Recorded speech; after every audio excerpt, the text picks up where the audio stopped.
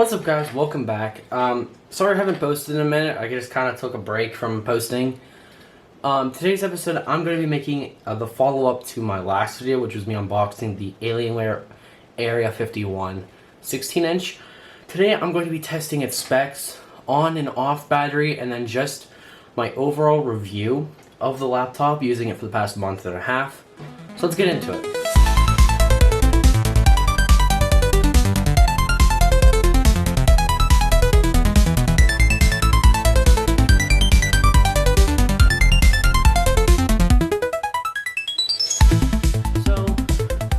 Here it is after 1 month. Now, I've cleaned it pretty regularly, but you can actually still see some of it being used. It is held up pretty well, surprisingly. So we're going to do the first test off battery, actually. So, I don't know why I brought the cable out. I'm going to have, obviously this view and then the on-screen view, since, some of the screen is kind of cut out. So I'm going to launch 3D Mark like I'm doing right now, and I'm going to do 2 tests on the battery of the device, and then I'm going to do 2 tests with the same tests with it plugged in. So I'm going to do one that's dedicated for battery, one that's dedicated for wall power on both. And then I'll talk about kind of my overall reaction of the device and if it is worth, its slight expense.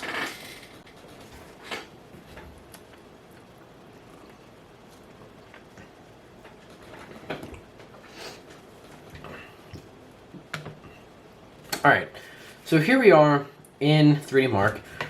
Now I'm going to do benchmarks. So gaming PCs, and then I'm going to do Steel Nomad and Solar Bay. While I'll do it, I guess I'll install Time Spy. Not extreme, I don't want 4K. 4K is probably not going to run well on the battery, so I'm going to give it a fair fight on the battery with just normal Time Spy. So let's first do Solar Bay, as it will probably run better on the battery.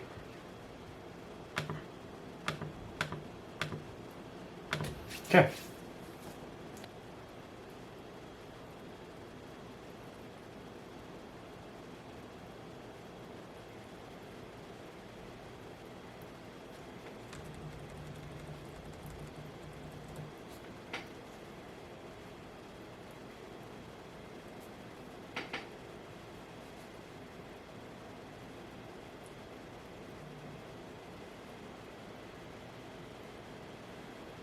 Okay, so the score actually, we did pretty good. 4,700.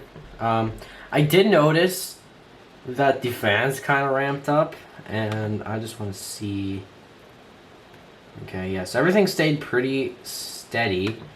Our FPS actually kind of went down at the beginning, but then it just kind of started going up, fluctuating. So it was definitely a steady, around 180. 170. The lowest it dipped, I can see right here, is 164. No, 159, so 160 pretty much.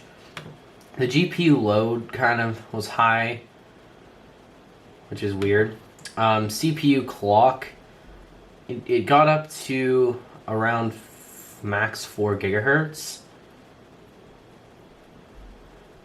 Yeah, that was really good.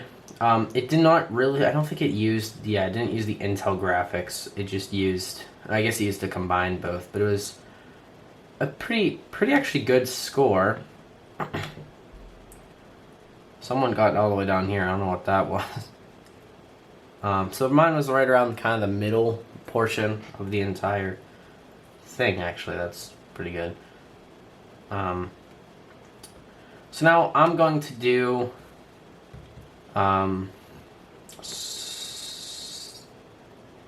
Steel Nomad, which is a more kind of, it's a benchmark for gaming PCs, so this. I just noticed you guys were getting the glare on the camera. Ooh, okay, it's not as good. 30 FPS.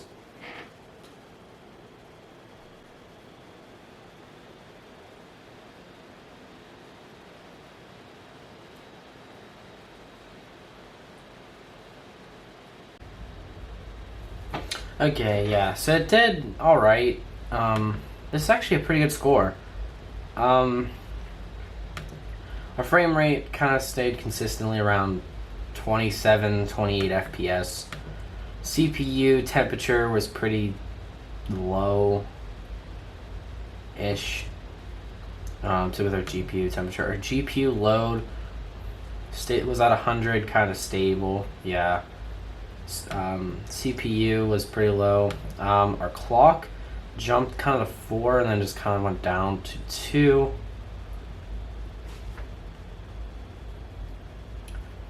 So yeah, now I'm going to plug it in and we're going to see the same tests on wall power.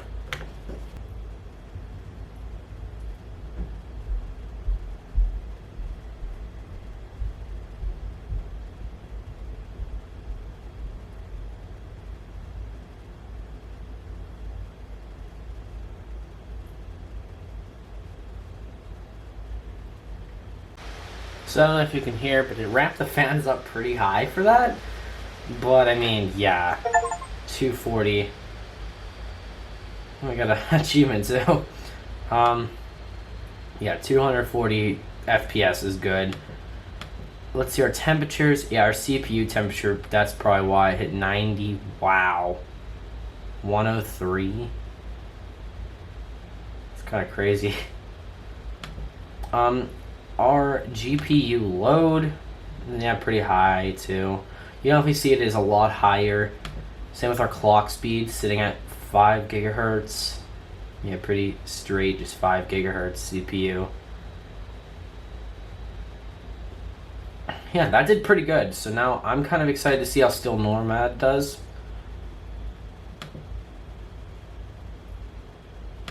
So I'm gonna run it.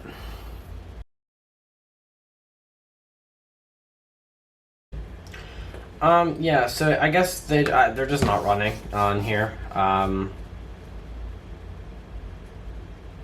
just gonna try CPU. I guess there's one thing to look out for is that it just doesn't want to run like Still Nomad or Time Spy with the power adapter plugged in. Maybe just a system reboot is needed or something. Okay, yeah, now I'm going to talk about the device itself and how it's kind of held up this time.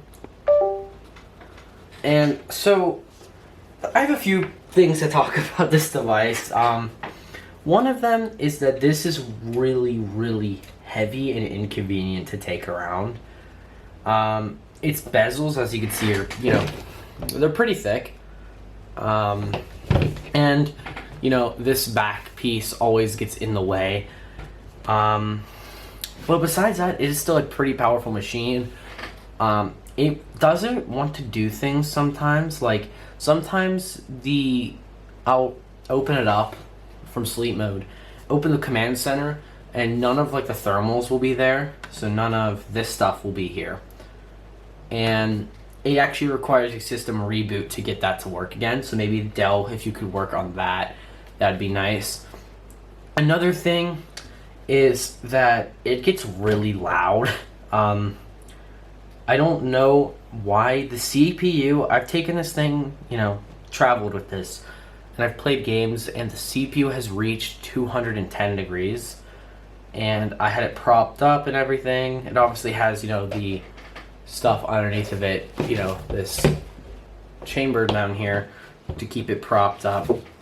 The CPU still hits 210. I don't know if that's just Intel or what, because I'm an AMD user. I have an AMD PC. So another thing that I have noticed with this thing is the battery life is pretty bad, and its performance on battery is weird. So the battery life, you're typically gonna get around an hour and like 20 minutes on battery. I don't know what I just said.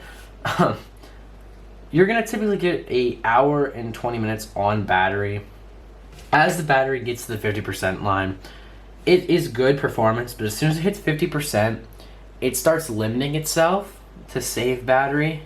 So it kind of goes all out on its, battery, hits 50%, stops, and just kind of tries to save its battery. It takes a very long time for this thing to charge. I don't know if that's just the battery or not. Besides that, this is a really good laptop. Just, I don't know if the normal person should pay $3,000 for this. Now, obviously, I got this thing on sale, so I'm kind of lucked out with that. I don't feel that this thing is, as good as it should be for $3,000. It is good, it's just not good enough to be $3,000. I feel like this thing should be priced, at, like, somewhere around the $1,000 mark, because you can get, obviously, a Razer or an HP Omen or like a Lenovo Legion for around $1,000 with similar or better specs than this. And I feel like just Alienware is trying to push the price margin as far as they can because they know people would buy it. But besides all of that, this is still a pretty good device. I will be definitely using this. You're going to see this come up a lot. Yeah, I hope you guys enjoyed. If you guys want to see the unboxing of this, go to my last video. I know the lighting's a little bit iffy in it. Yeah, I hope you guys enjoy, and I'll see you guys next time.